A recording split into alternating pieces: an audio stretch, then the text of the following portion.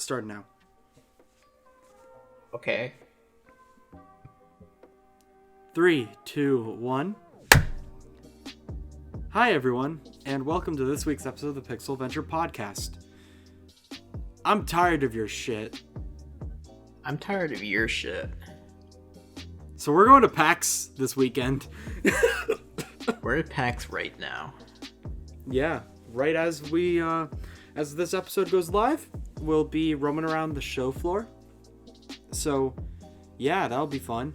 I thought that we could take the opportunity to at least talk a little bit about what we're hoping to see at PAX, what we're hoping to do, just kind of general things. I know there isn't like a lot of big stuff there this year, but there's a lot of things that go on that are just at the event itself that are always fun.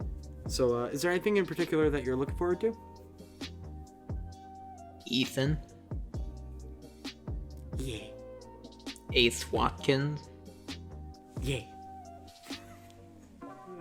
And that that's it? it. Yep. That's it. That's all there is. That's all I'm spending $60 for.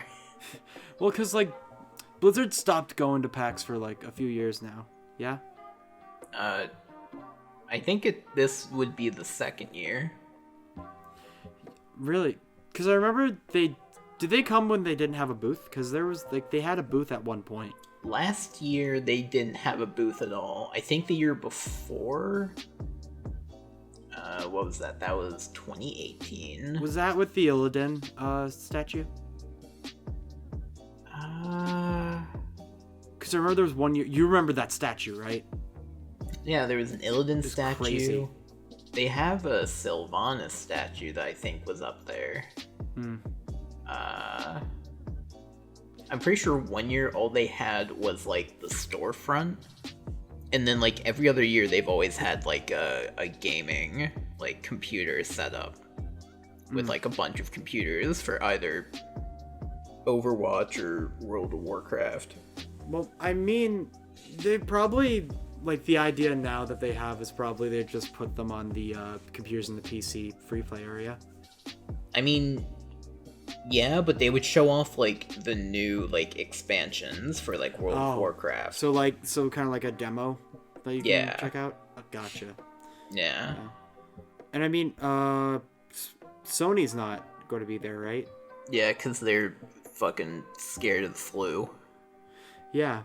And then you have Nintendo that's like, hey, you know the most anticipated game for the Switch right now? Yeah, demo's going to be there. Like, I'm so excited to try out New Horizons for Animal Crossing. Do you know anything about Animal Crossing? Or is that just like a franchise that's kind of like flown under your radar? I got it once for the DS. And I named a world Pie, but I spelled it with a Q because I was a dumbass. And that's about all I really remember of Animal Crossing.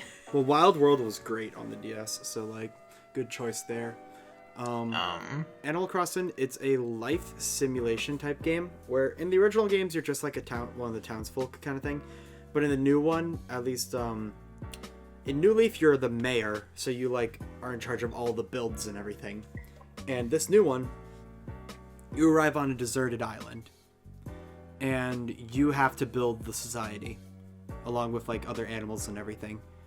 And so there's like a lot more customization. There's crafting in this game. There's terraforming now, and like everything has just been like ramped up to the nth degree. And I'm very excited to try it out because they're going to have a demo. They have a fast pass kind of thing. For the demo, where if you have a Nintendo account, you can get into a specific queue just for that experience, and I am so excited for that. I'm going to go straight there the moment that the doors open, and you guys can go and do whatever you want. I just need to see how the game plays, because it looks great, it sounds pretty good. There's only one thing that's gotten me a little antsy. If your Switch breaks, they can only recover the world that you made once, because it doesn't support cloud saves. Which is weird, because one of the big things too with this game is that they're toting the fact that you can play online with up to 8 other players. And usually with a Nintendo Online like account, cloud saves are guaranteed. Like for almost all the games. This is one of the rare cases where it doesn't. So I'm a little worried about that. I mean, as somebody who's kind of a klutz when it comes to their technology, like having cloud saves was like one of the main appeals for the Switch. So what you're telling me is you're going to be excited to play the new Animal Crossing game, then you're going to leave your Switch at home and not get the Fast Pass. And that's what I took out of that. Well, no, because like you don't need to bring your Switch to play the demo. They have stations. Oh, that's gay, dude. Well, because nowadays, if you just release like a demo onto the eShop or whatever, like not a whole lot of people play them. They don't like demos don't have as big of an appeal as they used to, at least in the online space. Like, because you look at like old console generations, like demo discs for PlayStation 1, like those were huge. They would be bundled in like magazines, and then you'd have like demos for games that were in cereal boxes or whatever. Like that was like the Wild West of the demo era. But now it's like you could just download them whenever on whatever console, and so that kind of takes away from it, I think. So that's why I like the whole thing where it's like you paid to go to this convention. Here's an exclusive experience that nobody else is going to have. Hell, they didn't have Animal Crossing 83. They showed it off. They didn't have it playable, from what I remember. So it's really interesting to me the fact that PAX is one of the first official places to actually allow people a hands-on experience. But what you mentioned with like bringing the Switch to PAX, I wish it had the same functionality that the 3DS did. Because the 3DS had that Street Pass thing where like if you passed by another system, you'd get that person's Mii and like be able to play mini games with them. I wish they had that for the Switch, but I understand why they didn't do it. Because the Switch, while it is touted as being like, you know, a portable, full-fledged console, or at least like, you know, half the power of one, like there's only so much you can do with it, and there's only so much portability that it has. But yeah, have you been looking at the actual convention hall itself with like the booths that are there this year? No, because my usual plan is to just kind of wander around aimlessly, get lost until I find something that looks familiar, and then go a different route, get lost, and slowly memorize it throughout the day. Yeah, I mean, that's usually what happens with me, where it's like, yeah, I know a few booths that I want to see like 100% of the time, but like I always go in the wrong directions. Like most of the time, I never know any of the booths. Like they're all names I've never really heard before, except for like the really big ones that you can't miss, and Utilikilts. Oh yeah, like is that the place that has the cool coats? They've got kilts. Well, no, I know the kilt. Okay, Utilikilts. Okay, I'm getting confused. It's kilts with pockets everywhere. Dude, okay, I got it confused because there's this booth that's there every single year, and I never have the money for it, and they sell like these incredibly like custom tailored, like beautiful coats, and they have ones that are themed around like Assassin's Creed. Like they have Ezio's coat. I've even taken a picture of their sign because I think Ethan wanted a coat from there, or was interested. You know what I'm talking about, at least. Well, it's got like a weird like Aurora name in it, right? I think so. Future Jake, do some research. While I'm gonna look it up on my phone because I know I took a picture of it. All right. Well, other places that I always hit up, like whenever it's PAX, like I always go to the Indie Mega Booth. The Indie Mega Booth is arguably the best experience you'll ever have in PAX, because PAX is all about the indies. They've embraced indie culture like so much, and it makes me very happy because as somebody who like I gravitate towards like lesser known developers, not because it's like, you know, I want to be like the, oh, you never heard of this game? Oh, you probably wouldn't have, because like whatever. Like I don't mean to lean into that. My big thing is that I love seeing like new studios and what they create, like a fresh take on a certain genre, or like new people who could change the video game landscape as we know it. Like, I mean, you see just the entirety of Tiny Build, what they've been able to accomplish, like as a group, like as a collective, or you see Yacht Club Games, or who's the developer on Inversus? I'm trying to remember that. I don't remember. Because I remember they were showing it off at PAX, and I got to play against the developers, and it was some of the most fun that I had that day. Because you could tell how into the game they were, and how like how fast I picked up the controls, and it was like a legitimate challenge to play against them. It was so much fun. I just stumbled across the picture that I got with the Scary Game Squad. You got a picture with the Scary Game Squad? Yeah. Fucking lucky. Yeah, it got Jesse that I've taken pictures with before. I ran into Jesse while he was holding a bunch of graphics cards and running across the PAX floor. I remember that. Gerard, the completionist. Mm-hmm. And, I don't know why I keep forgetting his name, from the Warp Zone. Oh my god. I know who you're talking and then about. the fourth guy... Fourth guy! Like, I remember him from, like, his voice from watching Scary Game Squad, but he's the only one I never watched before Scary Game Squad. Dude, Scary Game Squad is fantastic. I was into Jesse back when he was OMFG Kata from his WoW days. The completionist, cause I feel ya. It's and then Jesse, the Gerard, classic. Alex, and Michael. I think it's funny. I'm pretty sure Michael is the one you were forgetting. He's my favorite. Yeah. Like that one moment, they put their panels like live, like on YouTube. Like if they do one, they were doing one where they played the game Detention, and at one point everybody else screamed on stage, and he just goes, "I didn't scream. Fuck you guys." And then like they accidentally spilt beer on the laptop. Do you know if they're doing a panel at PAX this year? Oh, I have no idea. Because if they're there on like Saturday, we should totally try to go. Because like the Cox and Crendor podcast panel was fantastic the year we went to that. But I would love to just watch like Scary Game Squad live.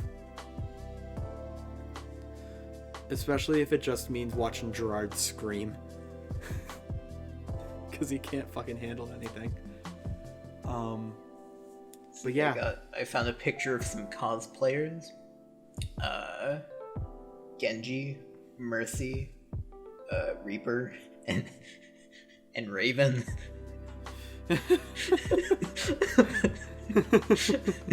You know, the perfect Overwatch team. Yeah. And Raven Bronwyn.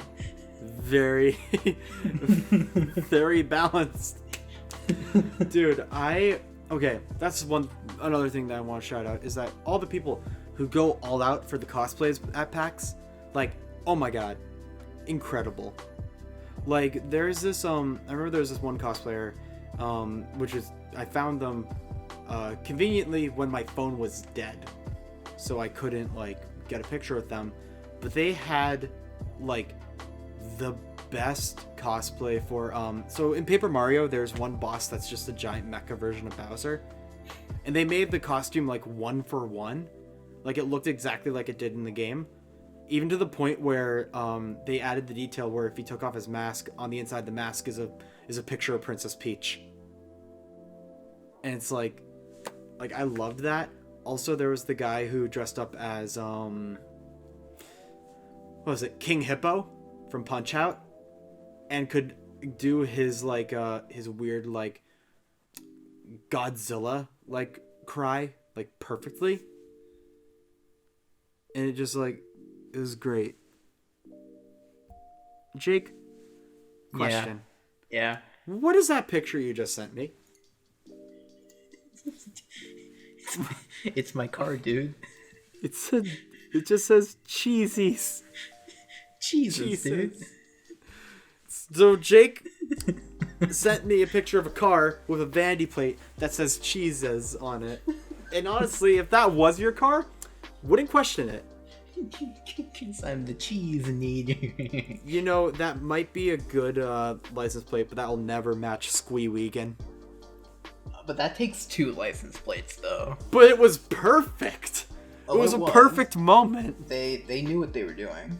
Yeah, the 2 cars were parked next to each other. Like, you can't... The stars don't align like that every day. So as you may be able to tell, I can't find the name of the place from PAX. Yeah, we'll put the name up here. If we find it. If not, yeah, if not, then, you know what, Jake? Put in 30 seconds from one of our old high school videos here.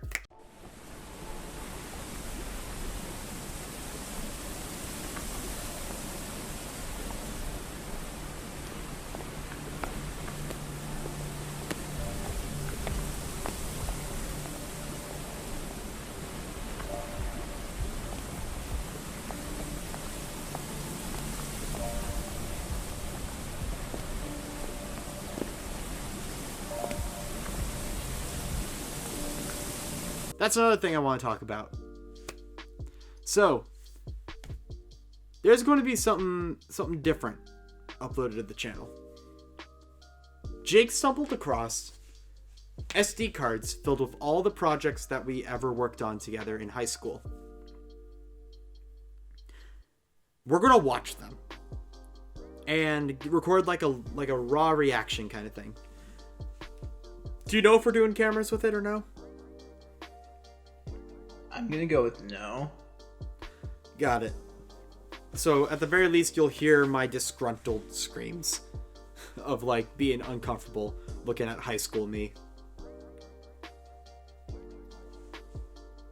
Jake? Yeah? This episode feels incredibly stilted. Yeah. Like, I feel like we don't really have too much to talk about. Like, with me, like, you'll be talking, and then you just kind of won't be. And I'm like, are you done? Or is this like a pause? Oh, is the Wi-Fi like acting up? Or no, like I think you're just like stopping at times that I can't comprehend. That's just how I talk. We've been doing this for over 40 episodes. Like you were just talking about like, oh, we're gonna be doing like Jake came across SD cards. Yeah. Back to you. Yeah. Like what? Are you going to keep?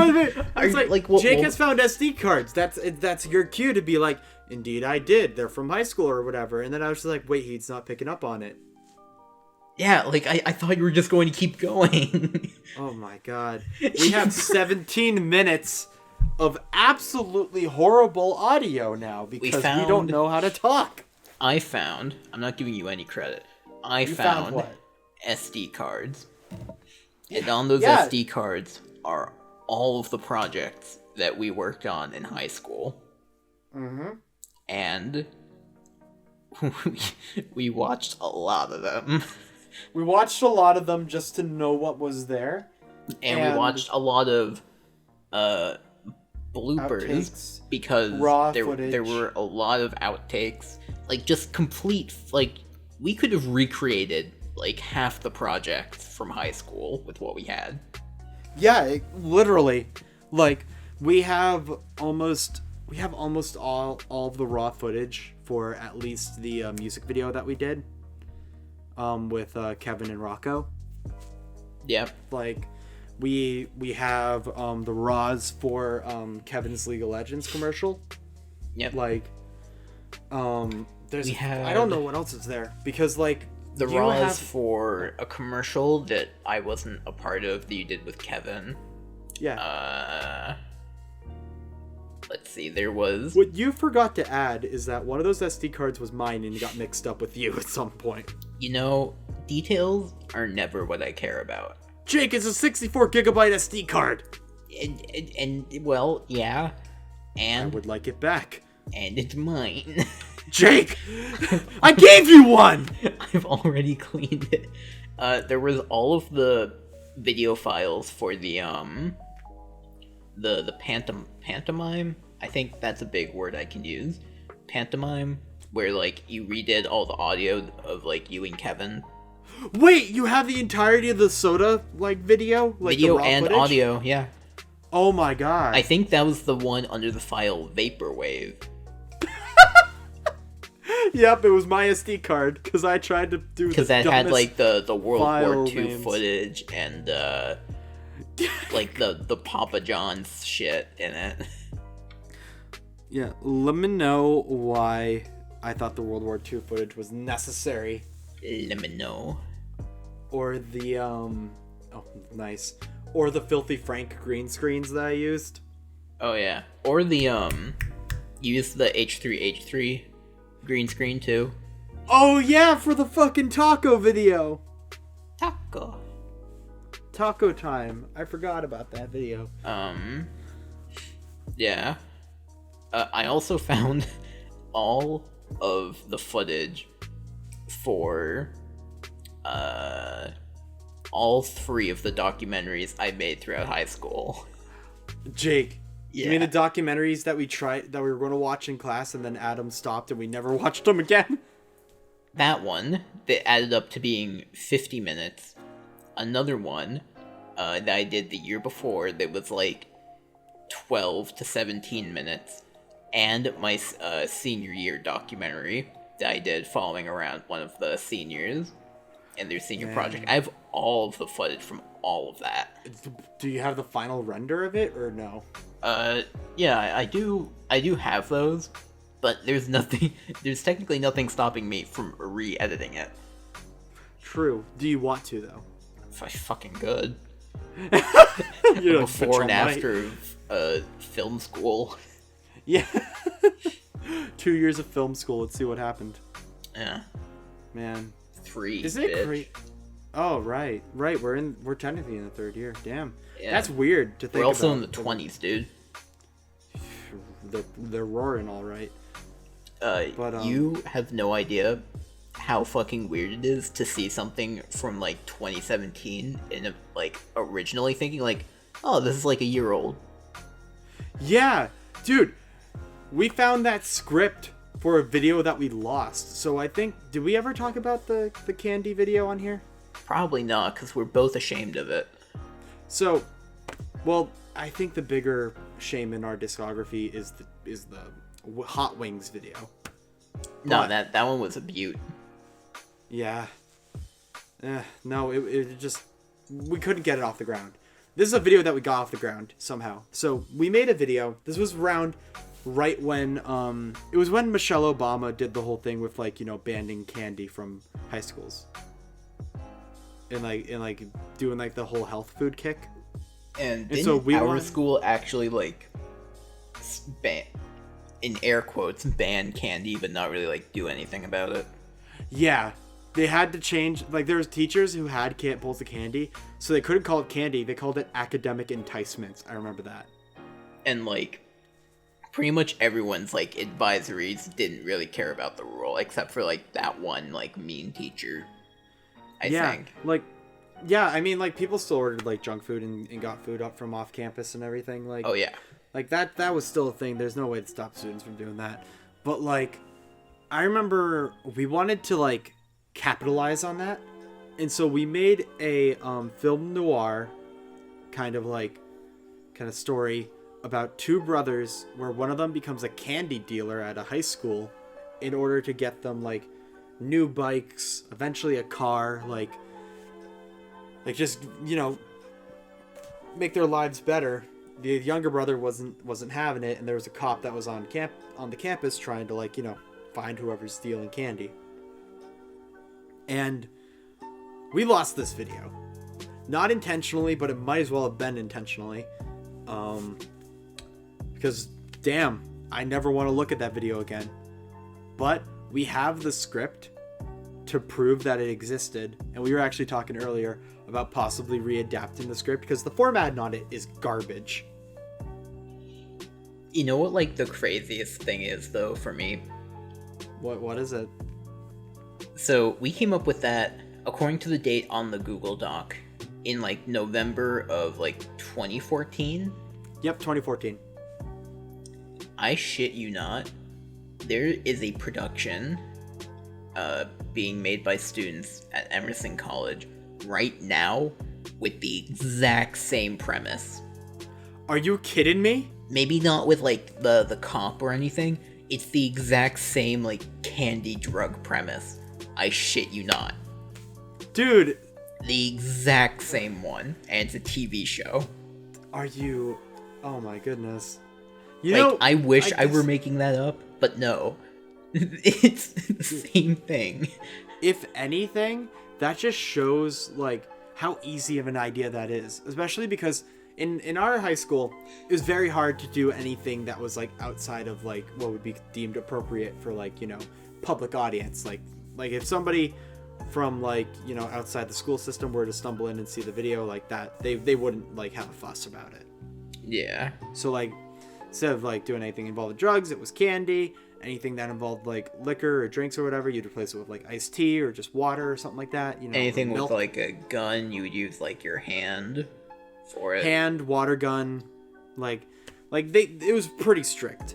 Unless it was like obviously a toy, you couldn't use any kind of weapons or whatever. Instead of beating the bishop, you'd shake up a can of soda. I was about to get to that. You're welcome. So, I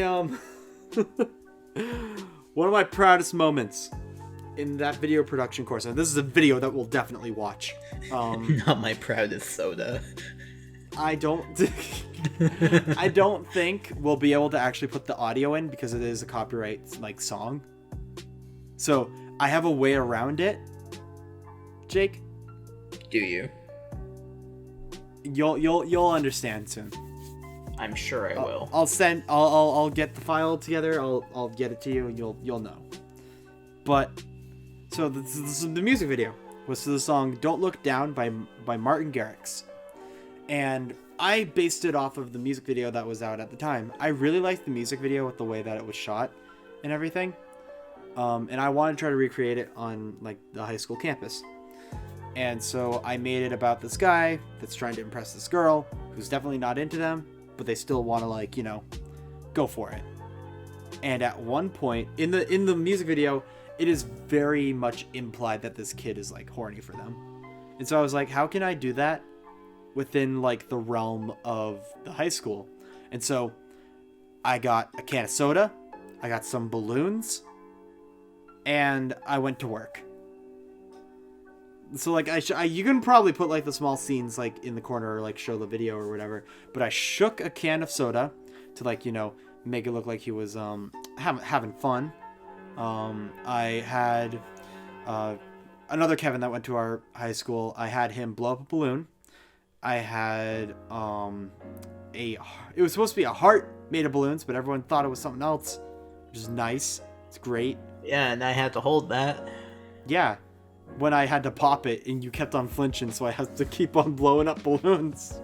Keep in mind, this was the same year that you literally ran and completely fucking, like, bitch slapped a stop sign. Right.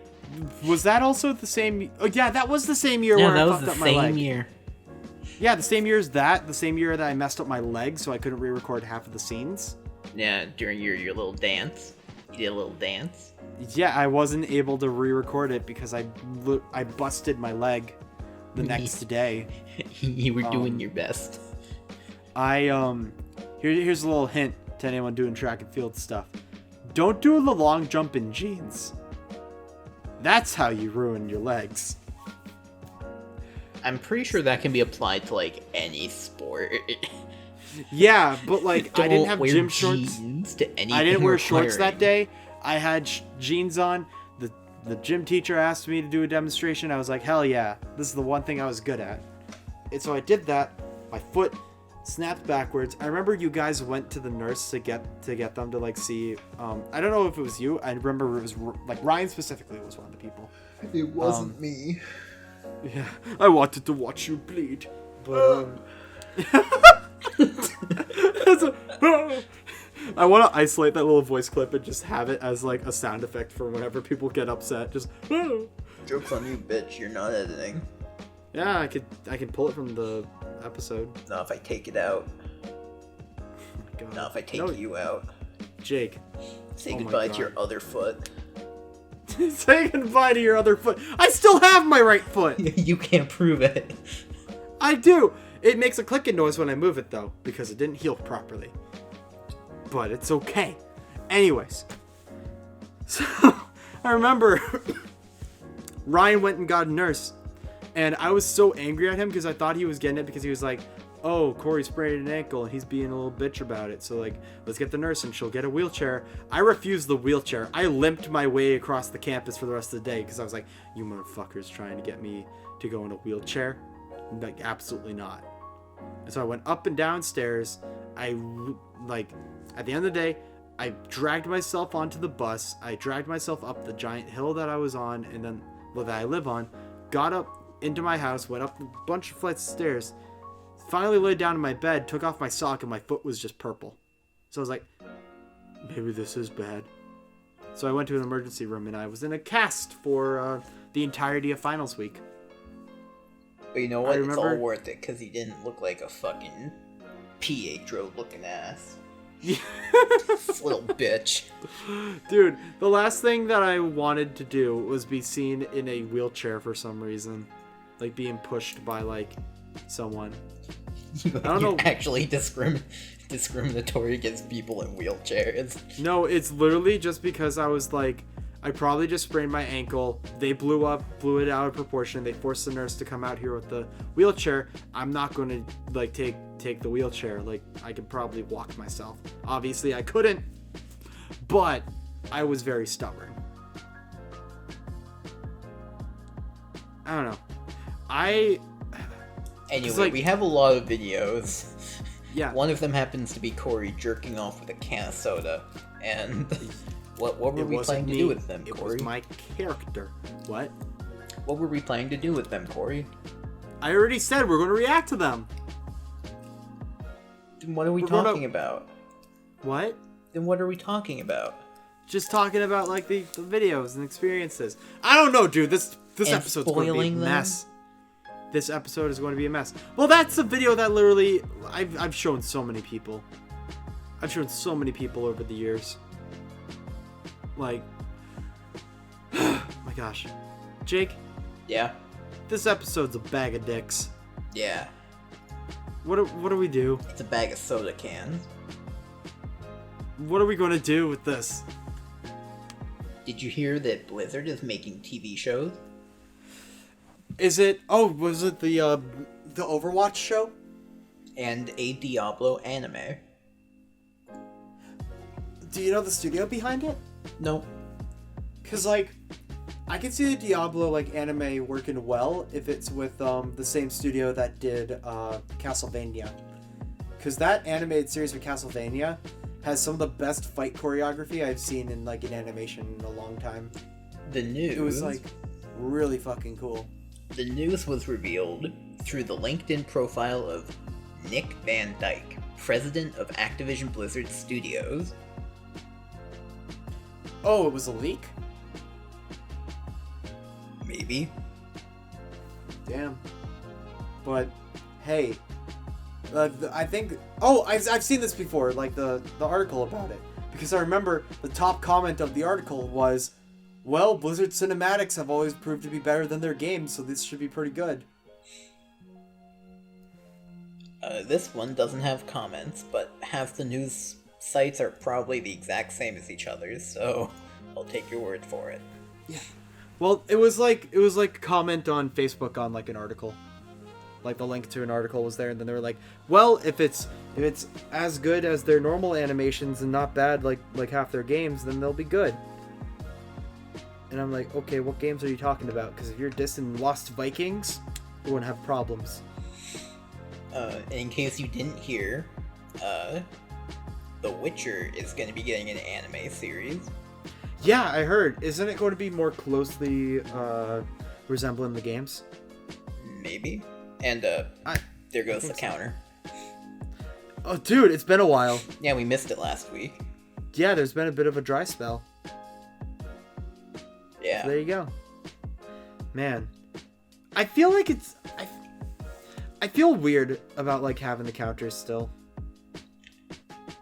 Especially like the Enter the Gungeon one, because literally I don't talk about Enter the Gungeon anymore. Well, there goes. There's two, there we go. There we go. Yeah, dust off the cobwebs. Dust off the cobwebs. Put it up. Put it up. There it is. There it is. I mean, like, what are we gonna do? We're running out of space. I don't know. Honestly, there's a part of me that wants to try to like eventually switch up the sets. You think we could afford a better studio apartment? Yes. All it requires is a Google search and save to computer. Well, and a complete like redesign too. Right. That's another thing. I was very tempted to like rework our logo and like make it look a little bit more clean because I figured out how to use that drawing tablet. But I don't know if tablet? Yes, I do. I've had it for a while. I lost it for a bit, but I found it again and I've been messing with it just to try to get back into drawing digitally because I don't normally do digital stuff. I usually lean more towards like physical mediums with like, you know, pen, paper, the typewriter stuff, sculpture if I can, like that kind of stuff. You can fucking sculpt? Yeah. Wow. Have I never shown you the stuff that I've made? No. Oh my god. I've been friends with you? Damn. That's... I've been friends with you? Damn.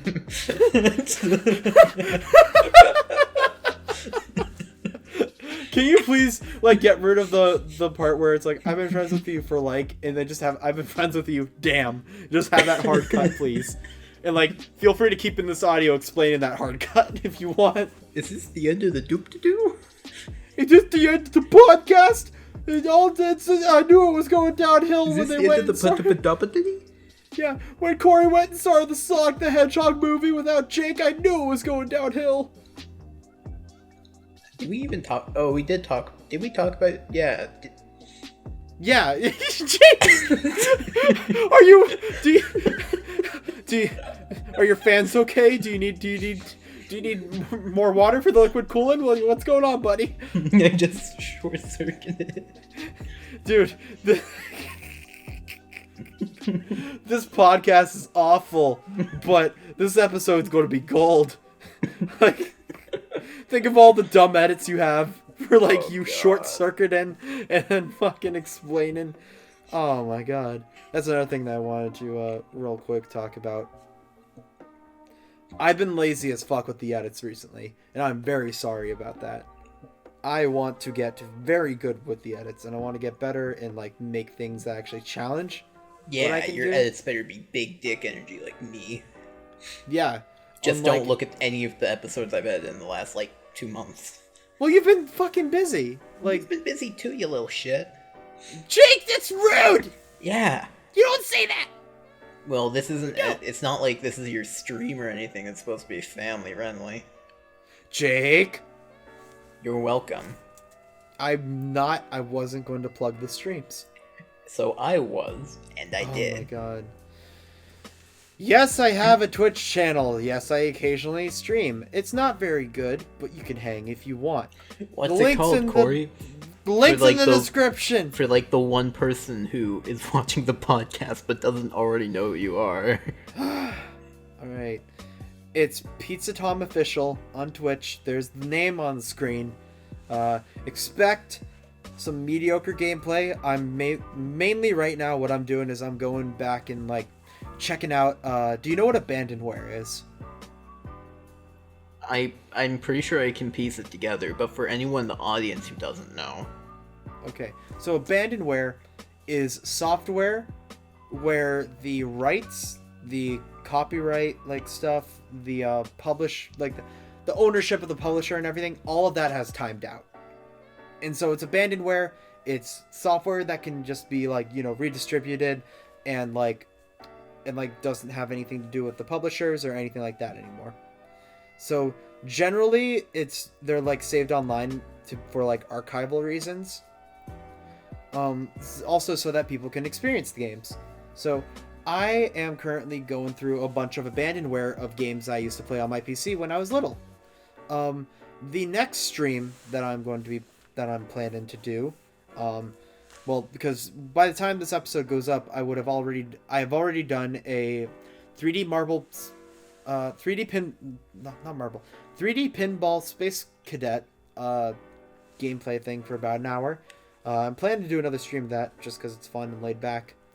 But the next big stream is going to be extremely goofy skateboarding, and then hopefully I'm going to get School Tycoon running on my computer, because that was the game that I played a lot when I was little.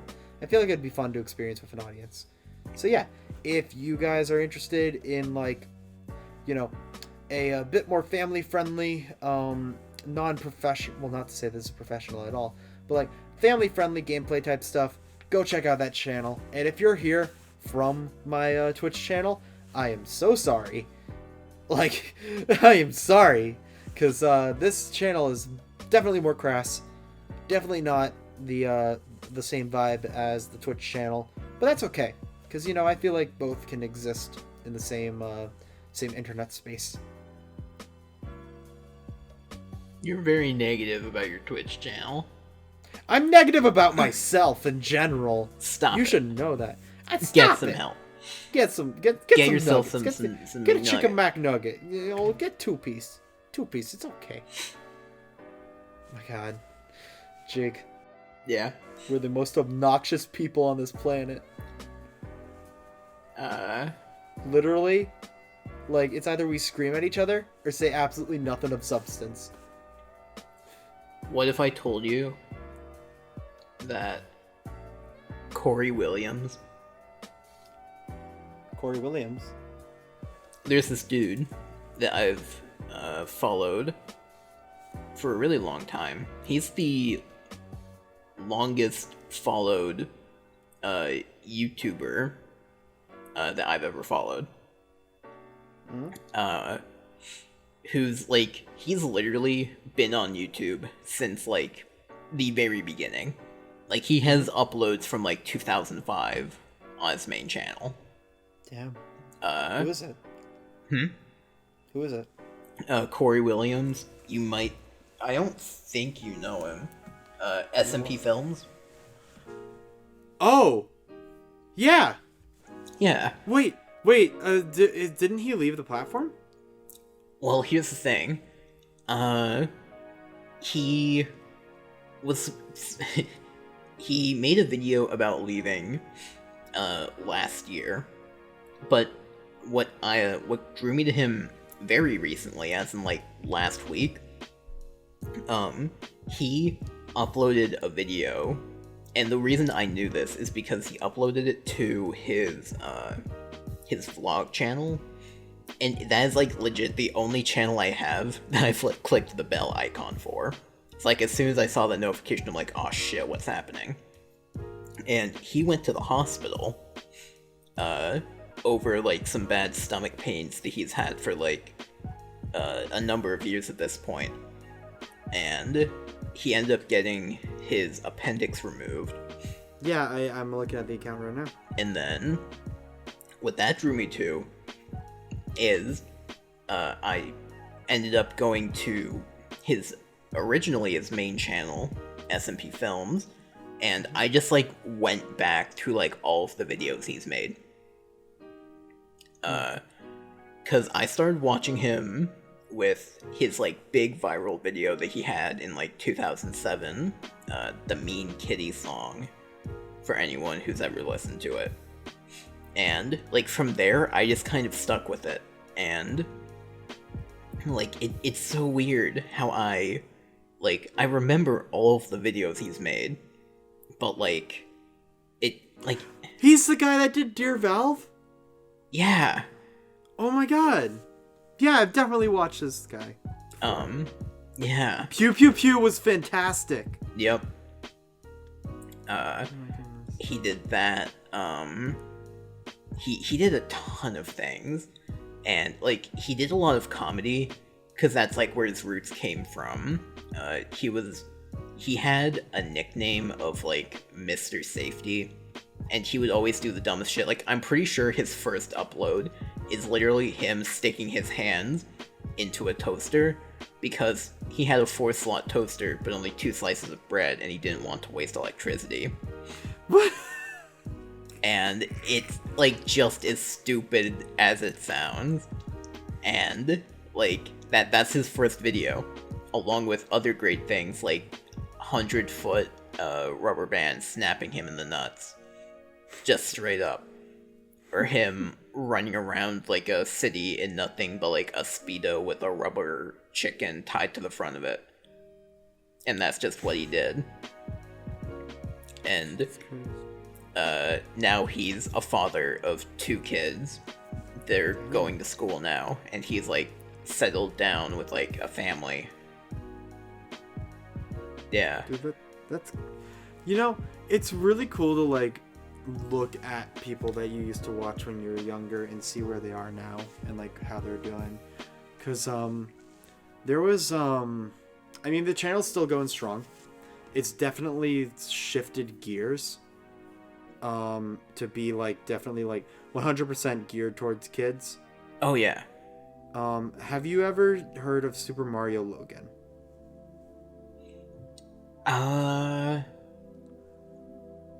I feel like I have. What'd they do? They originally were known as Mario and Luigi Stupid and Dumb Adventures. Oh yeah.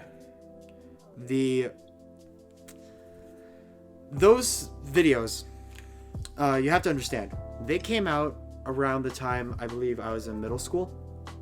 Mm-hmm. And they were by kids my age who were just making like this adventure about Mario and Luigi going on an adventure to save Princess Peach because Luigi paid Bowser $20 to kidnap Peach to give them an adventure because they were bored. And it's just these kids running around with stuffed animals of Mario characters and different like stuffed animals for different things and just having a really fun time. And I loved those videos so much.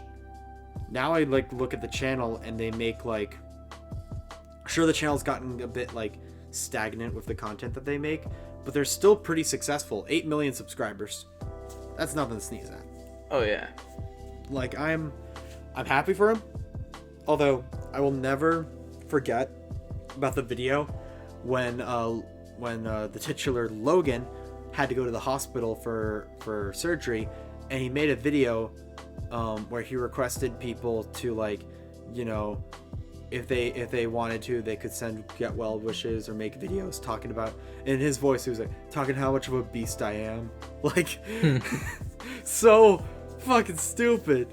That's the same way that I feel about looking at early Smosh videos, because I fell off of Smosh around I want to say it was halfway through like Smosh Games' like second year. I would just like to add, before it becomes too relevant, I got fucking, when you said like the beast I am, yeah, that fucking threw me back to like the early 2010s. Dude, when like Beast was like, God, oh yeah. My God, like I haven't Beast, heard that in boss? That Beast boss, like those were before like Savage, right? Yeah, that was well, I mean, that was back when Savage was like a normal kind of word for like, yeah, but like, and now it's about like just everybody being savage when really it's just being a dick but trying to justify it. Now it's is the current term epic, or is that just like a Epic was originally like early 2010s. And then like got overblown because of memes, and now it's like epic Fortnite compilation, like just funny whatever. Yeah. I just dude, you go back and you see the vocabulary that people use. Like, remember the year that twerk became a thing? Or twerking?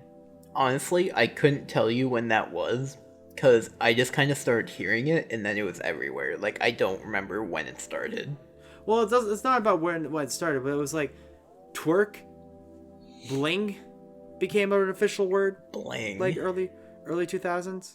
Like, yeah. It was around during the 90s, but like became like got put in the Webster's dictionary. Yeah. But yeah, man, it's weird. It's crazy to like again think about all of this. But anyways, Smosh has changed a lot, and I feel like it's all because they became way more commercialized. Like, because my big thing, I'm not to say that I don't enjoy like, you know, channels that take a more professional route and like have like, you know, production budget, like things like that, but there's something so genuine about the fact that Smosh was originally just two guys making skits where occasionally Ian's mom would be in it. Yeah. Like, there's something just so genuine about like the idea of just two guys hanging out and being bored and just being like, hey, you want to make a video? Or like something like that. And I love that. Like, dude, every year that those food fight videos would come out. Oh my god, you're right. Like, those were events. They would make a video posted like for a week before the video where people, or not a week before, it would be like a month before, where people could vote on what food Anthony uses against Ian in that battle. And then there was like man, those were like the rewinds before the rewinds were good and then went bad.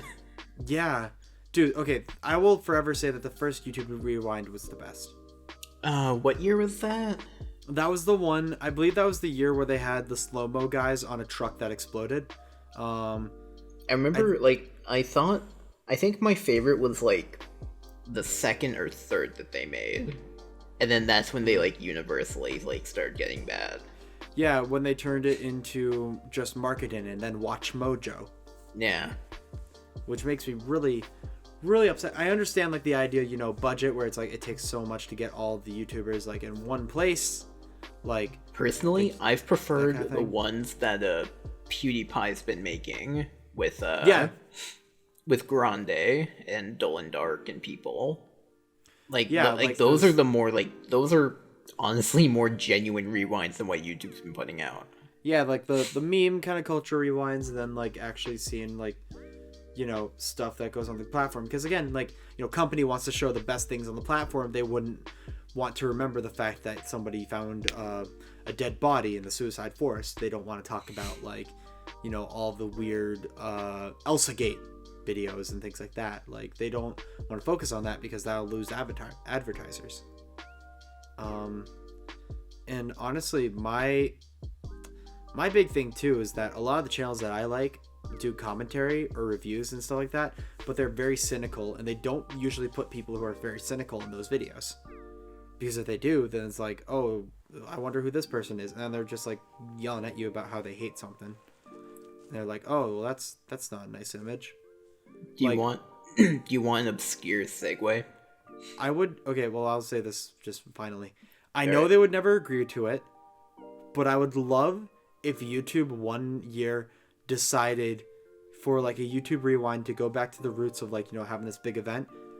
I would love to see them reach out to Red Letter Media. Oh yeah. Because in my opinion, those guys are like the most prolific reviewers for like film on the entire platform. Like, they are the people whose opinions I respect a lot. Mm-hmm. Like, while I like, it's not like, you know, I go on and it's like, okay, tell me what I like and what I don't. But like, I always enjoy the discussions they have because they're very genuine. They're very like open about it. Like, if they hate something, they will tell you exactly why. Mm-hmm. They will actually like they'll make jokes. Like, Mike will make a ton of jokes, and then Jay would go into, like, you know, the detail, and then Mike would supply more detail, and it's like a nice dynamic. And then you have like Rich. Just the existence of Rich is enough to warrant watching the channel. If any of you are looking to get into Red Letter Media, I definitely recommend any of the Star Wars reviews. I forget which one it was, but there's one Star Wars review that starts with Mike going, oh yeah, it was the Phantom, I think it was the Phantom Menace, where it's like, Star Wars Episode 1, The Phantom Menace is a bigger disappointment than my son. And it's just like such dry wit and such dry humor, and that's what I gravitate towards. What were you going to say, though? The weird segue? I remember PewDiePie did the Rewind remake in 2018 and had a little scene in it. That the painting scene from Detroit Become Human. Yes. I've recently caught up with Detroit Become Human and have no idea how I missed it for like 2 years. Really? Yeah. Like you just, did you forget about the game, or like I knew it existed, and I even remember like seeing, like, didn't PlayStation have like a booth at PAX for it? I think so. Don't quote me on that. I remember they heavily I remember marketed seeing it. the sign, like Detroit Become Human, and Because everyone was freaking out over it being like the next Heavy Rain.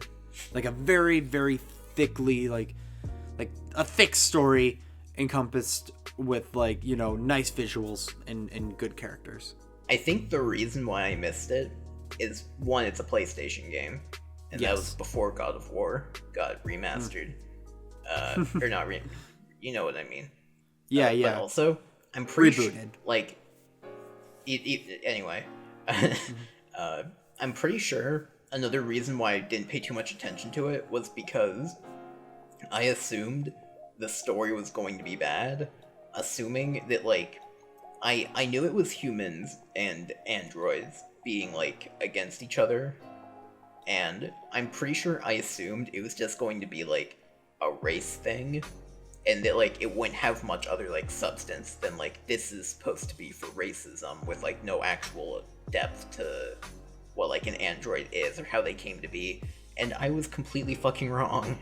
Yeah, no, like, I think that's why a lot of people were off-put by the game initially, because they thought they were just going to ham-fist a sort of, like, you know, racial-fueled kind of, like, moral to the story, where it's like, don't be racist because robots.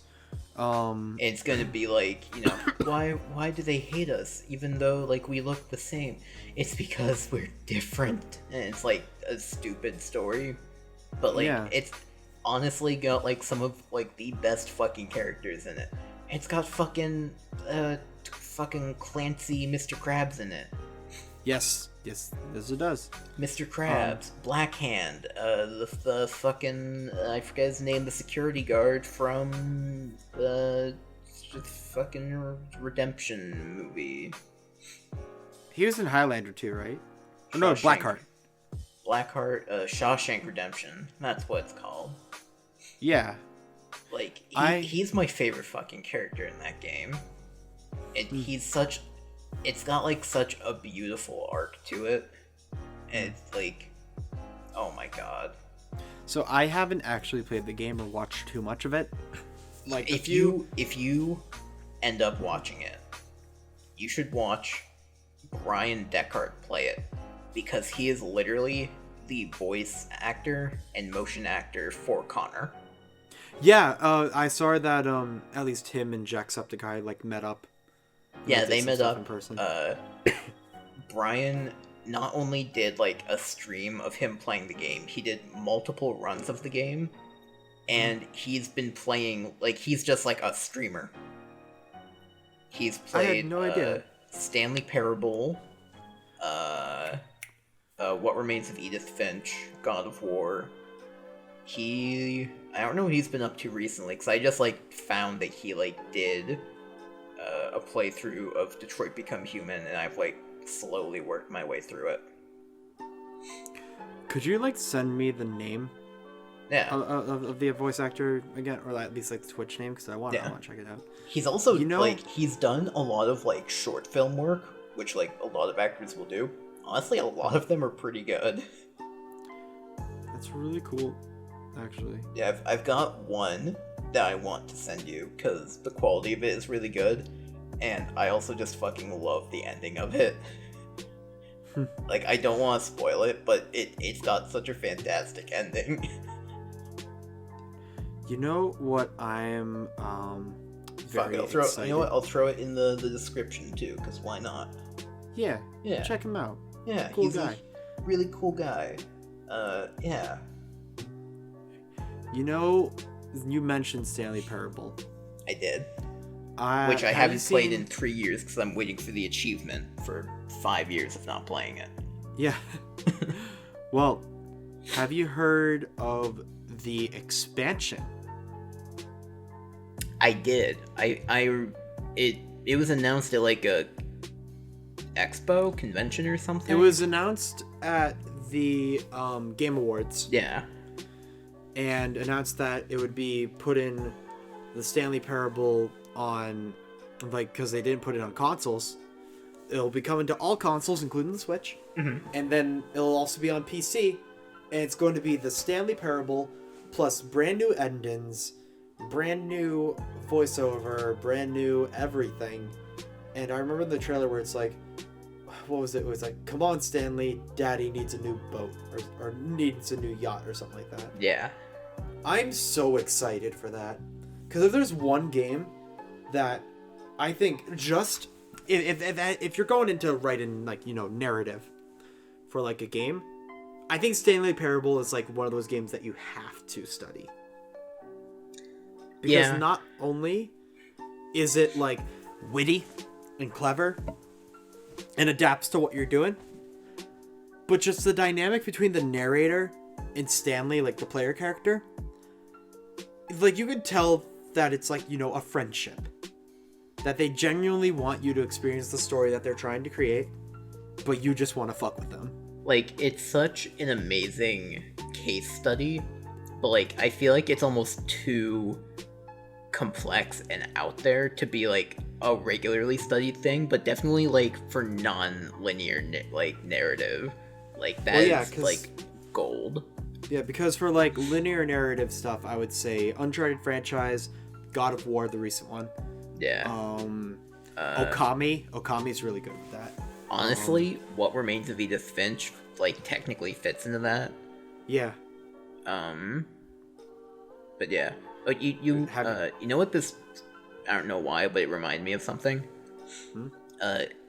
CD Projekt Red released a statistic recently. Somewhat recently.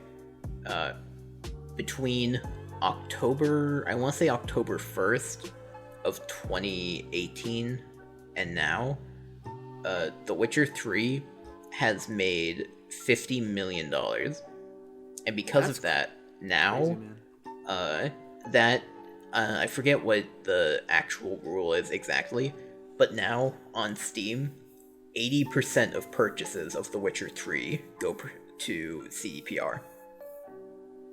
That's awesome. Because they, like, made enough money, and that's, like, a rule that Steam has. Dude, that makes me really happy. Legit. Yeah.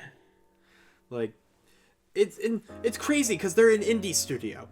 They're 100% an indie studio. And that's between... it's either 2018 or 2019. I want to say 2018, and, like, now. The game came out in, like, 2015. Yeah. And it's still making $50 million. That just shows how on the game good alone, they not are even with, including like merchandise. Yeah, and that just shows how good they were with, like, you know, creating a really compelling world. You mentioned, though, earlier, and this is probably like the last thing from me, so that, you know, if there's anything else you want to say. But have you seen Witchfire? Witchfire. I believe it's called Witchfire. It's a game which is a collaboration between the people who made What Remains of Edith Finch and Bulletstorm. They use these beautiful, like just very vivid painting-like environments from, like, the creators of What Remains of Edith Finch, and then it has fast-paced, kind of Doom-inspired combat to it, which is crazy, because, like, there's always, like, that part of me whenever I see, like, What Remains of Edith Finch, like, that has that kind of, like, unsettlingness to it, where, like, some of the environments feel, like, too empty and you think that there's something around you. Oh, I think I've seen this. Yeah. It was shown off, I think it was also Game Awards. I love the way it looks. I think it's going to be a lot of fun. I want to see more of it, and I'm hoping that comes soon. Because, like, my big thing, especially because I'm getting back to, like, you know, the initial first topic of PAX, I just want to try out games that make me excited about something that I've never heard of before.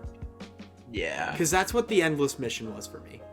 I became so excited over a project that I just had no idea about. And I probably would have skipped over if it wasn't for you. Like, yeah. It's weird. Okay, this is not weird, but I want to go into PAX and find my new favorite game. Yeah. Like the new thing to get attached to in the follow that doesn't fall through. That happened with Gungeon, because I played it first at PAX and then I got the PC version, and then I gave up because it was really hard, and then I got the Switch version and actually dedicated some time to figuring it out. Now it's one of my favorite games of all time. There's one game I followed from PAX that just ended up like falling through and like hasn't had development in like years. At this point. What was it? It was called Pamela, and I know that game. Yeah, it was like a futuristic, like you basically wake up in like an abandoned city, and it's like now got like robots everywhere, and it was supposed to be like what happened to everyone. Yeah. I remember seeing that.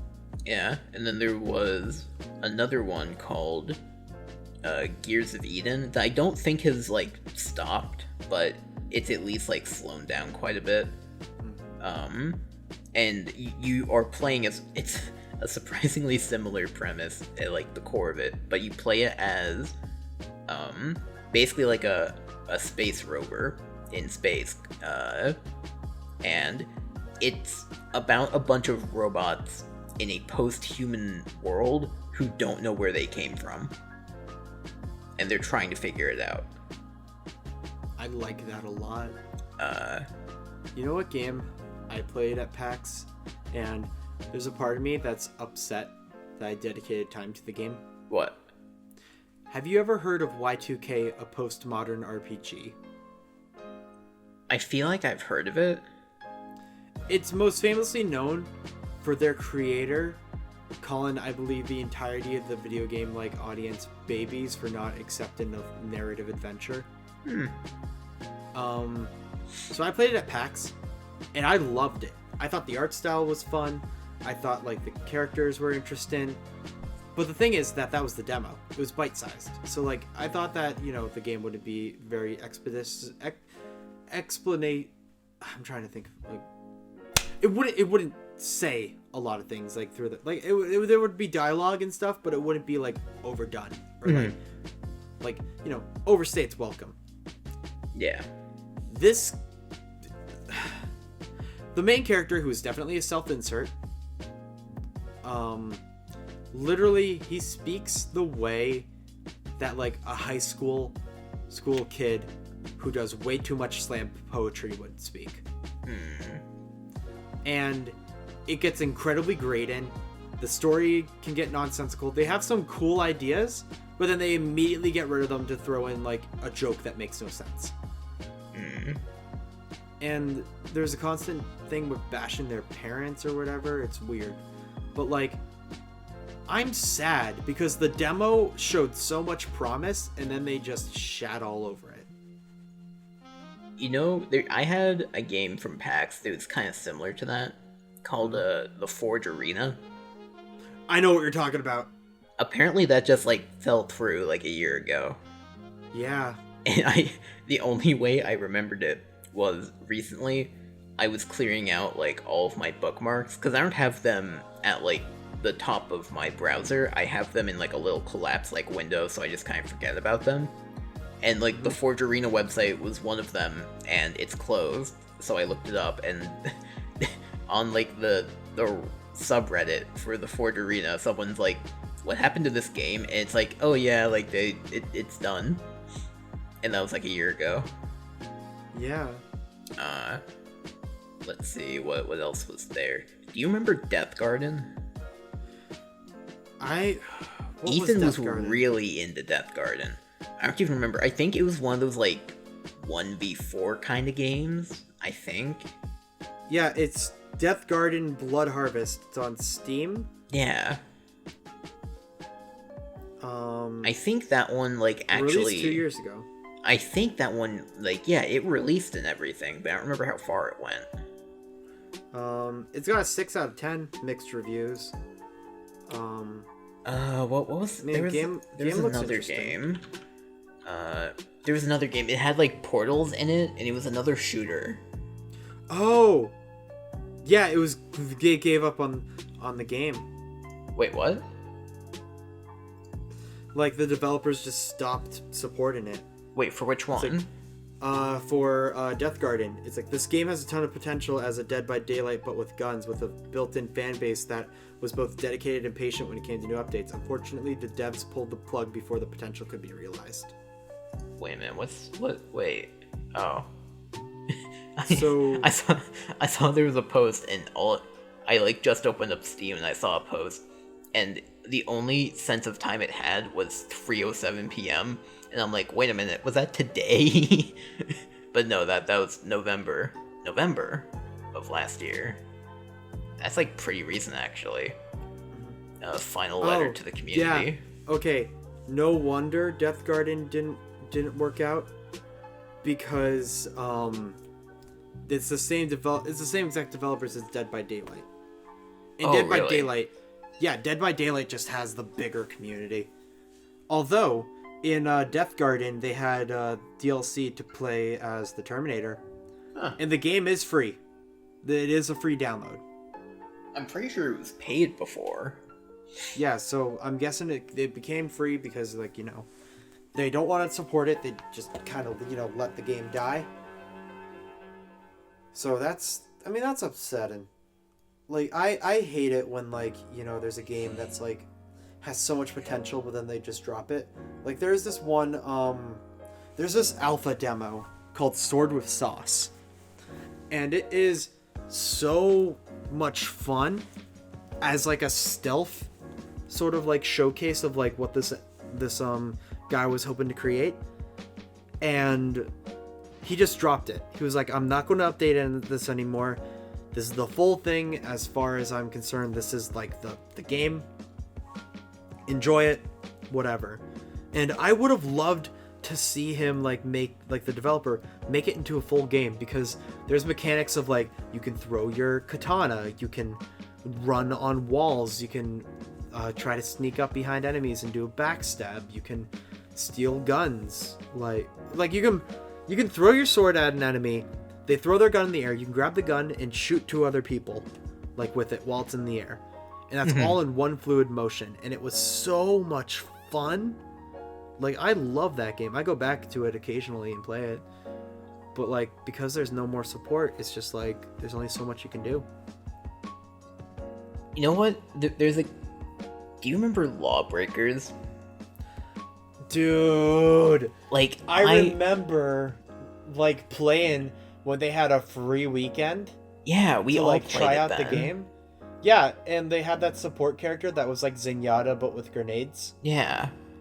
Like, I thought it was a lot of fun. Like, I remember I remember even, like, having fun with that game. Like, it had problems, but, like, it had potential. Yeah, it had so much potential. But it came out when Overwatch was coming out. Yeah, they made the big mistake of trying to go against Blizzard. Yeah, like, back when it wasn't completely hated. Yeah, a relatively, like...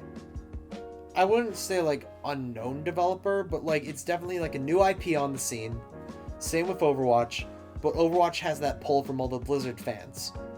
Yeah. This, you're trying to convince, like, essentially what the game was going for was, imagine a class-based, like, this is for anybody who didn't get to experience the game.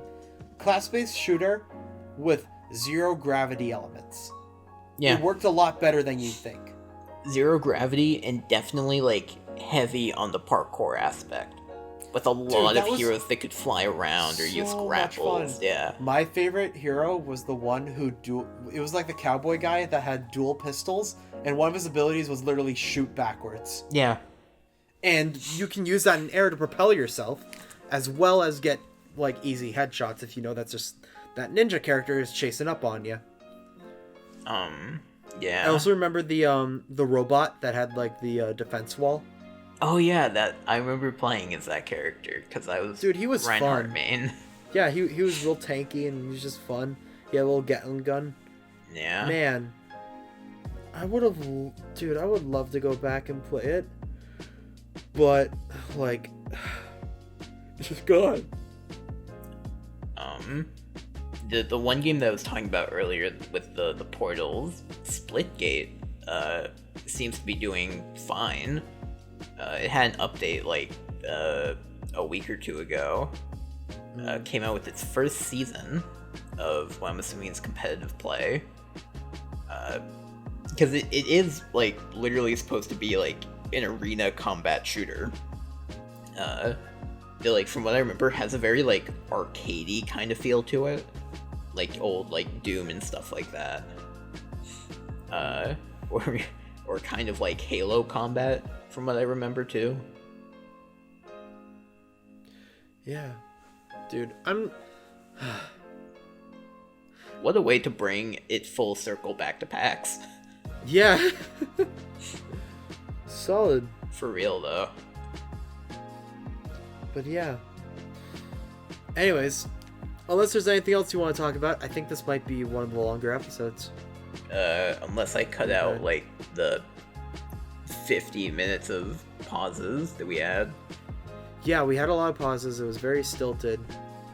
At least keep the pauses in like up to 17 minutes so that people can feel how awkward it was.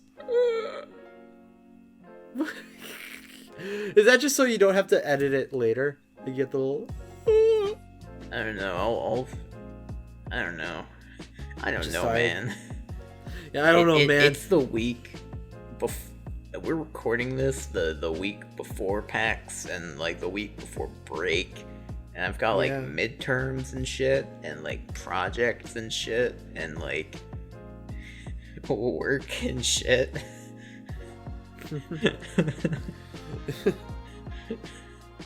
So that's probably not helping for like our stuntedness. Yeah. It's just because like there's so much that's going on. We didn't really know what there's so many things we could talk about, but we just did not know what to. I could have used like a bit or something. But I didn't. Yeah. Yeah. We'll save it for next week. Yeah. Anyways. Well, next week's gonna be a little special thing. Well, yeah, next week is going to be the reaction. Yeah. Yeah. So instead of a normal episode, it's going to be the reaction video, and then we'll go back to your regularly scheduled podcast. Yeah. So, yeah. Until then, thank you for listening to this episode of the Pixel Venture Podcast. I've been Corey. And I've been tired.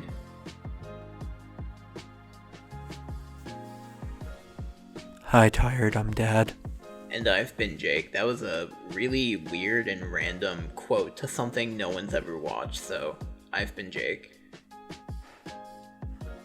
Wait. Jake. Yeah? Is it what I think it is? Probably not. We'll discuss after this. Have a good one, everybody. See ya.